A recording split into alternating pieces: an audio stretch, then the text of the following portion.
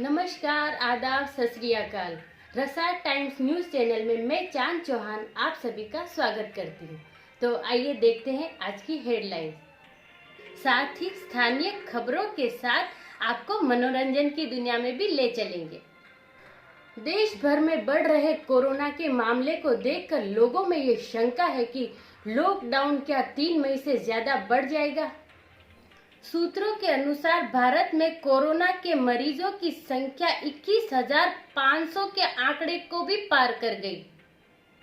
अर्थशास्त्रियों की माने तो कोरोना की वजह से लंबे लॉकडाउन की वजह से जबरदस्त आर्थिक मंदी से गुजरना पड़ सकता है। सूत्रों से पता चला है कि महाराष्ट्र के उप मुख्यमंत्री अजीत पवार ने केंद्र सरकार से अपील की कि मुंबई में मजदूर को गांव भेजने के लिए स्पेशल ट्रेन की व्यवस्था की जाए। बहुत बहुत शुक्रिया चांद चौहान जी मुख्य खबरों के बारे में बताने के लिए। नमस्कार, आदाब, मैं शोएब खान और आप देख रहे हैं रसाज टाइम्स। तो चलिए कुछ स्थानीय खबरों के बारे में भी जानते हैं, लेकिन उससे पहले आप सभी दर्शकों को रसाज ग्रुप की तरफ से रमज़ान की बहुत बहुत मुबारकबाद। मीरा रोड के जानी मानी सामाजिक संस्था राष्ट्रीय मंच के राष्ट्रीय अध्यक्ष कमाल मीनाई और उनके सहयोगियों द्वारा मीरा भाईंदर में इस लॉकडाउन के दरमियान राशन वितरण किया गया। राशन वितरण करने के समय सभी धर्मों का खास ख्याल रखा गया ताकि उन ज़रूरतमंदों को राशन मिल जाए और उनका रसोई कुछ दिन तक चल सके। संस्था के मुताबिक लगभग 150 लोगों को राशन दिया गया है, जिसमें ज़रूरत की सभी चीज़ें मौजूद थी, जैसे कि आटा, चावल, तेल, दाल वगैरह। राष्ट्रीय अमन मंच के राष्ट्रीय अध्यक्ष कमाल मीनाई ने बताया कि उनकी संस्था रमज़ान के महीने में ज़रूरतमंदों को रमज़ान किट भी बांटने वाली है, लेकिन इसको लेकर शायद कुछ अटकलें हो सकती हैं, कुछ समस्याएं आ सकती हैं। वो समस्या क्या है ये और उनका प्लान क्या है, आइए हम जानते हैं खुद राष्ट्रीय अध्यक्ष के ज़बानी कमाल मीनाई से। सबसे पहले आपको मुबारकबाद पेश करता हूँ कि आपने इस चैनल शुरू किया और इंशाल्लाह बहुत कामयाब होगा। आपके सवाल के मुताबिक मैं ये बताना चाहता हूँ कि हमें जो परेशानियाँ लाहक हैं राशन बांटने में, वो सबसे बड़ी परेशानी यह है कि जो महानगर पालिका की तरफ से फौरी तौर पर नए नए ऑर्डर जारी कर दिए जाते हैं, उसमें बड़ी दुश्वारियाँ होती हैं और पास रद्द कर दिए जाते हैं। बहुत सारे लोगों के पास भी रद्द कर दिए गए हैं जो हमारे वॉलंटियर्स के, तो इससे लोगों तक पहुंचने में दिक्कतें हो रही हैं, लोगों तक हम तक पहुंचने में दिक्कतें हो रही हैं। इसके अलावा रमज़ान में जो राशन किट तैयार किया गया है और तैयार किया जा रहा है, उसके अंदर डोनर्स जो हैं वो बहुत महदूद तादाद में हैं, लेकिन ज़रूरतमंदों की लिस्ट बहुत लंबी है। हमारी कोशिश है कि जहाँ तक हम पहुँच सकें, लोगों तक पहुँच सकें। तो ये थे राष्ट्रीय अमन मंच के राष्ट्रीय अध्यक्ष कमाल मीनाई साहब। वहीं दूसरी तरफ मीरा रोड से एक शर्मनाक खबर आई है। मीरा रोड के ही एक व्यक्ति ने, कुछ 51 वर्षीय व्यक्ति ने एक डिलीवर बॉय से डिलीवरी लेने से सिर्फ इसलिए मना कर दिया क्योंकि वो डिलीवर बॉय मुस्लिम जाति का था।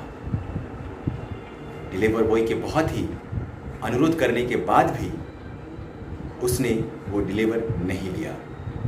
ना करने वाला वीडियो उस बॉय ने बनाकर वायरल कर दिया और कुछ सामाजिक संस्थाओं ने मिलकर, कुछ बुद्धिजीवों ने मिलकर उस व्यक्ति के खिलाफ पुलिस में मुकदमा दर्ज कर दिया। आईपीसी धारा 295 के तहत मुकदमा दर्ज कर लिया गया है और उस पर कार्रवाई भी होनी निश्चित है। इस नाजुक घड़ी में ये सोचने वाली बात है कि इस नाजुक घड़ी में कौन है वो लोग जो इस तरह के नफरत की बीज बोने का काम कर रहे हैं। वैसे तो पूरे मीरा भाईंदर में लॉकडाउन चल रहा है।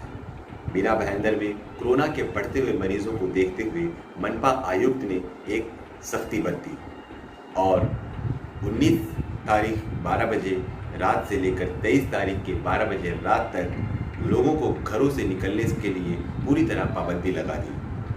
लोगों के ज़रूरत के सामान को मुहैया कराने के लिए मनपा आयुक्त ने एक एप्लीकेशन तैयार किया, जिसके ज़रिए लोगों को उनके घरों तक सामान पहुंचाने की बात की थी।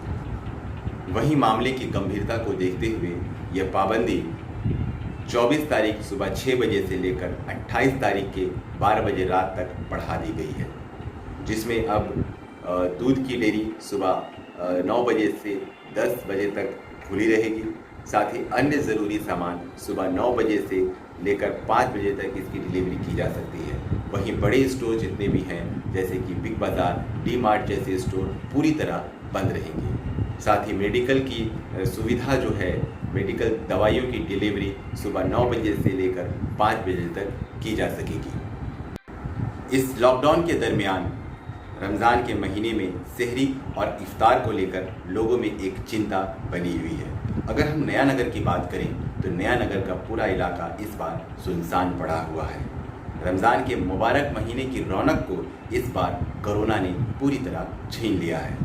सहरी और इफ्तार का इंतज़ाम कैसे होगा, इसके लिए मनपा क्या व्यवस्था करता है, ये देखने की बात होगी। मीरा रोड में राहत की खबर एक ये है कि अस्मिता ऑर्चिड और अस्मिता अनीता से जिन लोगों को कोरोना के शक पे ले जाया गया था, वो तीनों मरीज़ नेगेटिव साबित हुए हैं। क्वारंटाइन किए गए ये तीनों मरीज़ जब अपने घर लौटे तो सोसाइटी के लोगों ने इनका स्वागत तालियों से किया। हटो है सामने।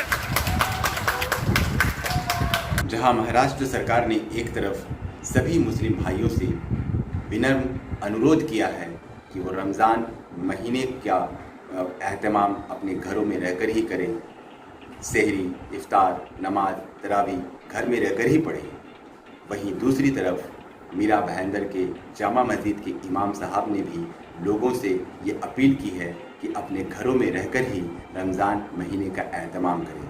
आइए देखते हैं उन्होंने क्या कहा।